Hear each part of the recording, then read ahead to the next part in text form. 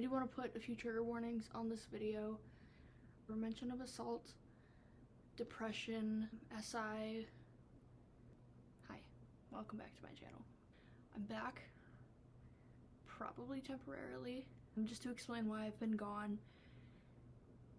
I don't want to be filming this right now, to be very honest. A lot has happened since I last uploaded. Today is July 20th. I think the last time I uploaded was Valentine's Day. I have black hair now, as you can probably see. So the last time we talked, I was in a very happy and committed relationship, and I no longer am. I don't want to speak too much on it because that's one of the reasons why I was gone for so long. The breakup happened in April. I've just needed time to myself to think. It was very sudden. As you can see, the background is different. It's messy. Ignore that. That has none of this stuff is mine.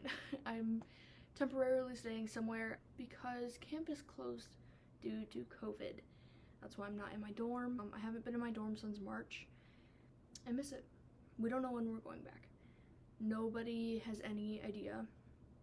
Since campus closed down in March, I have been really struggling with my mental health. I could have stayed on campus, but the only reason why was because my boyfriend at the time wanted me to see him for his birthday, and I couldn't do that if I stayed on campus. Now comes the very tough thing that I need to talk about. I don't necessarily need to, but I want to bring awareness to it, I guess. Just before campus got closed down, back when COVID hadn't even really hit our state yet, I reported that last year I was assaulted. I'm not gonna say the word, but I was forced to do things without consent. I didn't report it right away because I didn't know that it wasn't okay. I was so naive and I was uneducated. I truly was. Adding on to that, I was also really scared because the person that did this to me was very popular on campus. Sorry, this is really hard to talk about. So I reported that to some staff on campus. They told me that because it was months since the assault happened and I didn't report it right away, and that the student that did that to me was no longer on campus, they legally did not have to report it to the police, and that gave me the decision of whether or not I wanted to press charges. And that was a big decision for me because that meant I would have to come forward on my own. At first I wasn't going to. Then I refused to go back into the same classroom that he was in. I refused to go in there for a few days after I reported it, just because I started to hear his voice. That was the first thing that set it off. And he wasn't there. He was nowhere near me, and I could still hear him. I could hear his laugh, and I could hear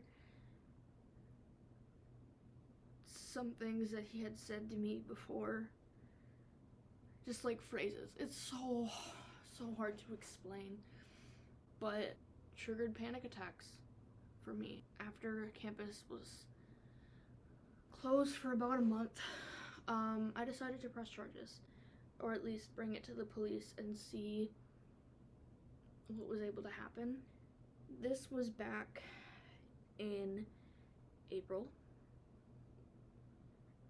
It's now July and I have yet to hear anything about whether or not I'm gonna get the justice that I deserve. And it's scary. That person completely ruined my life.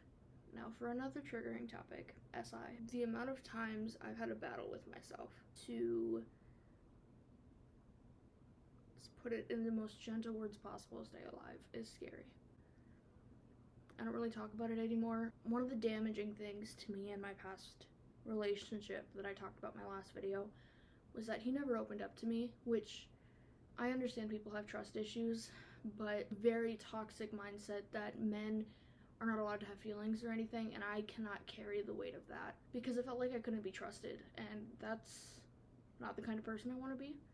Now I I'm trying to continue to open up to people and talk about my feelings and stuff like that, but it's hard.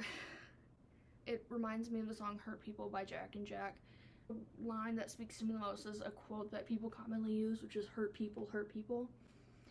And I never thought I'd have to relate to that, because when I graduated day treatment, I was in the mindset that people are there for me and I can talk about my feelings. You know, I was leaving a therapist and I wasn't having another one after day treatment, and so I confided in my friends that, you know, and they were okay with that, you know, but now I'm back to the mindset where I'm keeping it all to myself, and I know that's not healthy, but when you've been ran over so many times, used for dumb shit, and just completely treated like garbage, it's hard.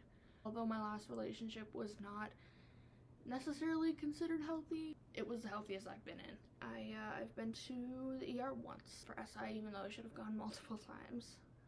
They wanted to put me in residential, but I couldn't. I've never been residential treatment. I've only been day treatment, and that's not a place where I want to necessarily go to. I don't think anyone does, but I wanted to do what I could in my power to make sure I didn't get there. Another thing, as you can tell, I'm wearing Corey LeBerry's hoodie. If you did not know, Corey died in May. I've lost quite a few people in my life, but none of them has hit me as hard as Corey's has. I don't know if you saw my lock screen in the beginning of the video, but that's Corey, and I miss him. I do. I remember when I found out it was Ryan's tweet. I was supposed to go to a mandatory class, but I had to leave. I was bawling my eyes out and I couldn't be there.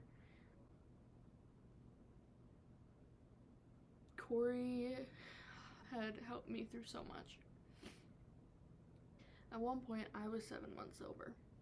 I tagged JC, Kaylin, Bobby Mayer, Sean Mendez, Kean Lally, and Corey in the tweet because they helped me.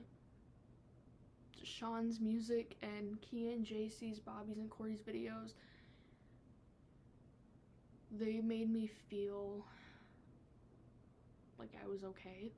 To be quite honest, I wouldn't be here without Corey.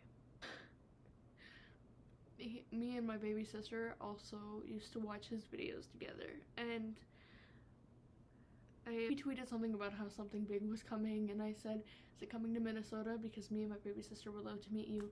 And he said, oh, look at her little smile.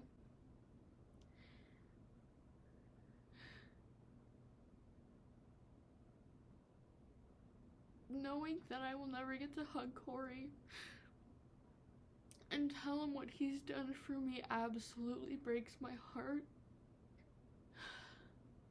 Knowing that I had opportunities to do so,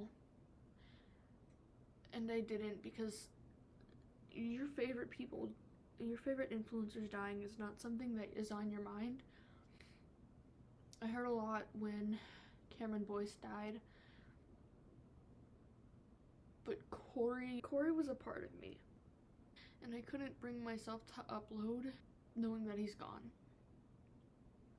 I'm gonna try to go to his memorial site that they're having next year to the public. I'm gonna get a job and save up and fly out there, because I know that's going to be my only chance. But I fucking miss him. Last thing that has prevented me from uploading. So I went to physical therapy today. I had to go to physical therapy because after the breakup that I had, I became so depressed that I became diagnosed with something called, I'm going to probably pronounce this incorrectly, Benign paroxysmal positional vertigo, which is basically right-sided vertigo, or it could be left-sided, but mine, in my case, is right-sided. And vertigo, in basic terms, this is how the physical therapy doctor explained it to me.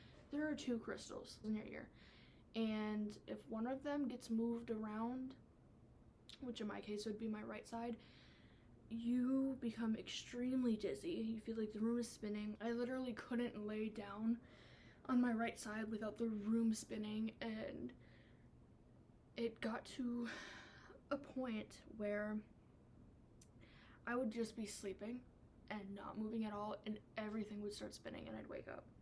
I've been to the ER twice now for it, and today I went to physical therapy to get it fixed. I have exercises to do to get the crystal put back into place, and I am very excited to get rid of that because it is annoying. I don't wish it on anybody. I would love to do a video kind of like going more in depth into it, so if that's what you want, let me know. I love you guys very, very much. Thank you for sticking with me, being patient. Be sure to follow me on Twitter, Instagram. You can add me on Snapchat if you want. My links are down below, and I will see you guys next time I upload.